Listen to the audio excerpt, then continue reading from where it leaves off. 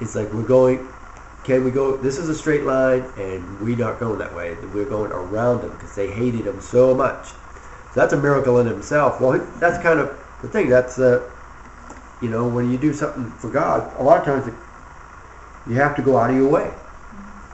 You know, he got his orders from God through prayer, just like we would. And he's like, imagine the disciples, he's like, we're going this way. It's like, no, we always go around Samaria. No, we're going through Samaria. You know, so they're like, okay. He was a leader, and he took them that way, contrary to what they normally do.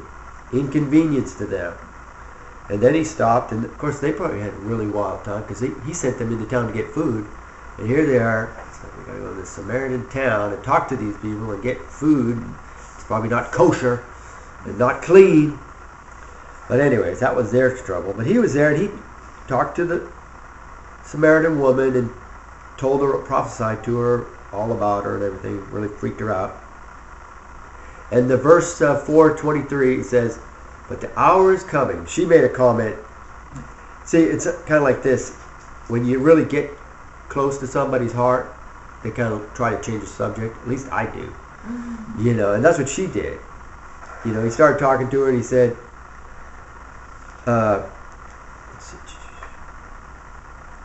if you knew the gift of God, this is a couple verses back here, who it is says to you, give me a drink, you would have asked him, and he would give you living water. And she said, sir, you have nothing to draw from the well. The well is deep. And where then do you get the living water? Where do you get the living water from? You are not greater than our father Jacob, are you? Who gave us this well and drank of it himself and his sons and his cattle. Jesus said, everyone who drinks of this well will thirst again, and whoever drinks of the water that I give him shall never thirst, but the water that I will give him will become in him a well of living water, springing up in eternal life. And the woman says, give me this water, and then he tells her, call your husband here. She says, I don't have a husband. And then he confronts her with a prophecy. It's like, yeah, you're right. You don't have a husband, for you have had 5 husbands, and the one whom you are now living with is not your husband. And immediately she changes the subject. She says, sir, I perceive you to be a prophet. Then she changes it to religion. She's like, instead of talking about her being, her immoral lifestyle, she said, our fathers worship in this mountain. Totally off the subject, right? It's like, our fathers worship in this mountain. And you people say that in Jerusalem is the place where men ought to worship. So she totally tries to change the subject, It's like, well, we worship here in Yuba City, but you say we have to go to Sacramento. It's like totally diverting him. But he says, and here's our verse, woman, believe me, an hour is coming when neither this mountain nor Jerusalem you will worship. You worship what you do not know. We worship for what we know, for salvation is from the Jews. But an hour is coming, and now is, when the true worshipers will worship the Father in spirit and truth. For such people the Father seeks to be his worshipers. God is spirit, and those who worship him must worship him in spirit and truth. So what he's saying here is, and I got this all lined out here, and I love this phrase, the hour is coming and now is. It's like he speaks to them. It's like, all right, there's going to be a future time of worshipers, but it also now is.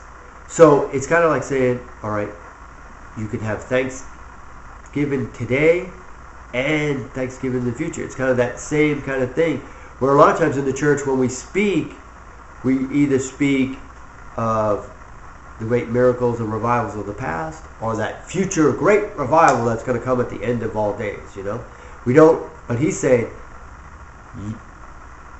there's going to become an hour when we can worship, and now is. It's like he doesn't allow them to put her in neutral and coast. A lot of times when we speak great things about God, they're in the future. And the people, it's like, all right, that's cool in the millennium or in heaven or whenever, but I don't have to do anything. It doesn't. He's calling her to do something now. Jesus saying that there's future day of worship, but you can worship me today. And he wanted to point her out that future day, without having to lose out on today's opportunity to worship him. He wasn't just saying like in the millennium. Much of the church puts anything good in Christianity in the millennium or in the past. And it elevates the evil of this day. We say, oh, it's just so terrible here. We can't do anything. This must be the last days because it's just so terrible. No, and we discount all the power that God has given us, and all the authority, and put the miracles either in the apostles or the millennium. This lie is that the good stuff is not for us. The good stuff and the power of God is for us. It's for us and for today. And we are responsible to bring heaven to earth. That's our responsibility. That's our mission. That's our mission. Our destiny and mission in this world is not to get to heaven. It's to bring heaven here. Our eternal salvation is secure. That's our destiny. Heaven is our destiny. It's not our mission. Our mission isn't just to get through. And I know I've talked to a lot of Christians that, well, I just want to get by, smelling like smoke. I don't care as long as I get in. But that's not like we were talking earlier. It's just not a good work attitude. Just getting in, just getting by. It's just not. And the truth, it says, is not true. And the people say worship in spirit and truth. And the truth is that you can worship God today, now, just like the apostles did, and just like the people will do in the millennium.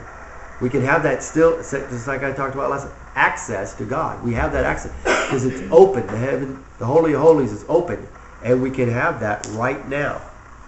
Number 2, Father in heaven doesn't seek worship.